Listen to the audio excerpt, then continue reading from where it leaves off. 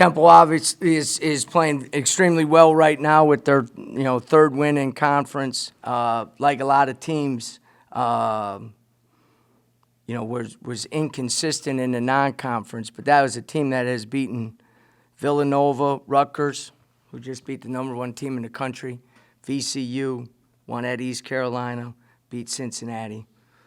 Unfortunately, it's also the same team that lost to Maryland, Eastern Shore, and Penn. And Wagner to start the season. But they got two of the best players in the league in Battle and Dunn, and those guys were really good tonight. I thought we did a lot of good things. We didn't take care of the ball as well as you need to take care of the ball. Unfortunately, the foul trouble hurt us a little bit, especially in the first half. We got a little bit out of rhythm because of the foul trouble. But the bottom line is we have to defend better. I said it after the Memphis game. Even though they only shoot 41%, we defended the three well, but we put them to the free throw line 19 times in the second half. I don't count the last two because those were intentional foul.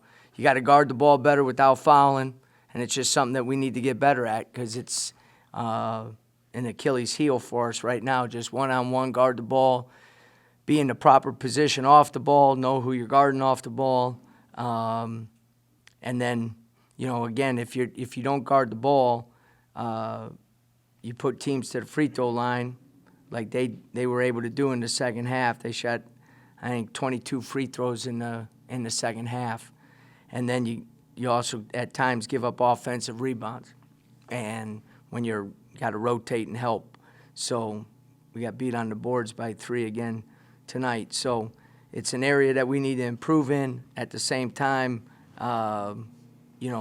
we're in positions in these last 2 games with 5 minutes, 8 minutes, the last 2 rounds of the game where it's a tie game, 1-possession game. So we got to make sure that we continue to dig down and keep getting better in some areas that we need to improve in. And guys, from all of us, you need to make the plays and finish plays at the rim. I think that's another area that's hurt us in the last 2 games. You're not happy with the defense, obviously. Was it a communication issue? Because they throw a lot of ball screens at you. We're talking to the players about that. Do you feel the team communicated well enough? Yeah, the ball screen stuff did not create the drives tonight. We did they got a couple slips on the ball screens. A lot of the drives, in particular in the second half, was just snap the ball and you got to guard the ball one-on-one. You know what I mean? So the ball screen coverage, guards are going to get, you play tempo, you're going to guard 50 ball screens during the game. So guards got to get into the ball and get over the top of the ball screen. And one of the things that happens is Russ is so good at ball screen coverage that it takes some of the pressure off the guards. But we got to get better on the perimeter of not playing because we got that safety behind us in Russell. You know what I mean? So we got to just get tougher and more physical on the ball without fouling. Speaking of Russ, he's been playing well lately, posted career highs tonight in points and rebounds. You talk about. Yeah, I think the most impressive thing for Russell was 2 things. One, bounce back after a poor game. He didn't play as well as he's capable of playing. But even in that game at Memphis, offensively he wasn't as good, but it showed a growth. He still gets 10 rebounds for us. You know what I mean? And he didn't have as good a first half tonight. Didn't finish plays. Balance was off around the basket. Ended up on the floor 3, 4, 5 times. You know what I mean? Just talked to him about halftime about slowing down, catching the ball, reading the defense first, not being in a hurry. And to his credit, he played a great second half for us. 20 and 12. He was tremendous on the offensive glass. He's getting really good at reading where the drives are coming from and getting away from the ball. That gives him position to rebound. So he was very, very good today. He was very good today. And you just, again, you see mile markers of how he responds to different things as signs of his growth. And I thought he responded to a frustrating first half offensively, where I think he was playing more to get fouled as opposed to finish plays. And that's an area that we from top to bottom, we got to do a better job of finishing plays at the rim. And if we don't finish them, then it's got to be because we're getting fouled, and we're not creating contact. We're going away from contact, and we're not finishing plays at the rim as well as you need to finish, and as well as we're getting into the paint, we're not getting as much out of it as we need to get out of it. And when you're talking about a 2-point game or a 4-point game, those are critical plays. Temple turns it over 12 times in the first half. It looked like, just a lot of unforced errors. You only get 4 points off those turnovers in the first half. Turn it over 18, you only get 8 points off the turnovers. Just, what do you have to do to kind of be able to make sure you take advantage? Well, a couple things. Okay, again, this is where the stat book sometimes gets you screwed up. A lot of those pedestrians were getting hit with the ball. So you can't score on that. You know what I mean? Second thing is our activity level defensively, our hands have improved. So we're getting our hands on a lot of different things. Third point, we are not taking advantage of open court situations like we need to. And that's the point you're trying to make, which is right on the money. When we have advantage break situations, we need to finish those plays. And we were sloppy in some of those plays, in particular, too, in the start of the second half. You can't work that hard on defense, get a deflection, create a steal, whatever the case might be, and not make them pay on the other end if it's a live ball turnover. You know what I mean? And it doesn't always have to be a layup. You have an advantage break, that means they're in a scramble. So you got to keep that thing moving. And there was some times where if we didn't get the first action, we just held on to the ball. That's when that ball has to go zip, zip and get to the reversal side. And now you got Russell in the post, or you got a drive opportunity. And those are areas of growth that we need to make because, as you said, you can't force 18 turnovers and only get, as you said, 8 points off those turnovers. You guys have heard me say this enough. You can't get 13 offensive rebounds and only have 11 second chance points. You know what I mean? When you get those offensive rebounds, you need to either finish that play or you kick it out because that's a great time to get an open three because the guys who are back are now rushing back into the play and they're not going to be guarded. For example, that last play, the first shot's blocked, the second one's blocked. You probably need to kick that thing out before you take a third one. You know what I mean? And that's the maturity and growth that as guys are playing a more impactful role that they need to grow in. You mentioned the foul trouble in your opener. Tyler gets 2 fouls, only plays 5 minutes in the first. Picks up 2 in the second half. Fouled out the other night at Memphis. Yep. Had 3 fouls, at least 3 in his last 4 games. Yep. What do you have to do to kind of stay out of that foul trouble, especially early? I think a lot of times it's off the ball concentration and focus. You know what I mean? Being in the right position, and if he got one in the second half where the guy kind of starts backing him in, he's got to trust the other 4 guys to help him on that, make him score over him.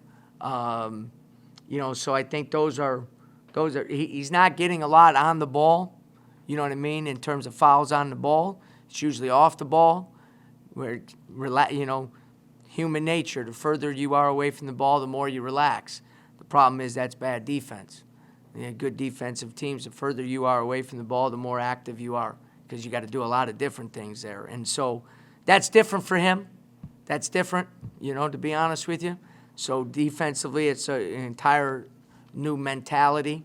And again, I think one thing that he's been able to do is pick up the ball full court and hound the other point guard where he can use his quickness and where his size doesn't become a disadvantage. And then when you get in foul trouble, you're a little hesitant to do that because you don't want to get a cheap one 80 feet away from the basket. So we gotta tighten up off the ball so he can continue to pressure on the ball. There were two moments in the second half that maybe should have been able to spark something. Keyshawn's dunk to make it to 53-51, and then they score almost immediately. And then Tyler's three to make it, I think it was 60-58 with 3:50 left in the game. Just another quick, what could have been a momentum shifter. What needs to kind of click on that following possession? Because it seems like at least tonight and over the last year or so, that's kind of been you get this massive opportunity, you take the lead, you get the crowd going, and then just automatically the defense kind of falls off there. Yeah, I mean, and that's from the opening statement. That's the time you need to dig down. You know what I mean? That's when you got to dig down and get another stop and get a rebound. I don't know the exact basket, what happened on the play after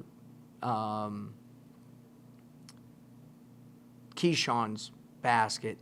I think when we were up three after Tyler, again, I think both of them were drives to the basket. We were just, it wasn't they didn't run a set, they didn't run anything. It was just, I'm going downhill on you. And so, that ability to understand the importance of that possession and really being disciplined on the defensive end is going to be critical for us, because you're going to get in those quite a bit, especially in this league where, I think there's a lot of good teams and everybody's jostling for, obviously Houston has proven himself as the best team, and everybody else is jostling for who's going to be the next 3 or 4. I guess another question. Sure. Free throws continue to kind of be the issue. 11-19 under the season average tonight. Free throws, turnovers seem to be the bigger difference tonight outside of the defense. What can be done there as we get deeper into conference season? Well, I mean, I thought Russell shot good from the line. 8 for 11 is good. Tyler's 2 for 3. Chap 1 for 2. We didn't shoot a lot, only 19. 0 for 2 for Selton in the first half. Keyshawn got fouled on that one and didn't finish. We're overall, again, to get that percentage up, you got to shoot more. You know what I mean? You got to get to the free throw line more. But after 12 games or whatever amount of games, 14 games, whatever it is, we're going to shoot between 65 and 75. So we have to just keep putting in the time and make sure that's, the other night we shot really well from the free throw line. And in the 2 conference games, we've had, too many turnovers. And today's the turnovers and the points off turnovers. Again, it's just crazy how it works. They had more turnovers than we did, but they had 17 points off our turnovers. In the Memphis game, for the novice watching, they're going to say it was the turnovers that did you in. They only had 20 points off our turnovers the other night. We had 19. It wasn't the difference in the game, the turnovers. Now, we had a couple critical ones, but it wasn't the turnovers. It was that they shot 58% from the floor. What ends up happening is the free throw and the turnovers become highlighted because of not getting the defensive stops or fouling too much, So we can keep getting better at the free throw line. Guys that are good shooters like Selton, got to put those 2 in early in the game. Just got in. We got to put those in.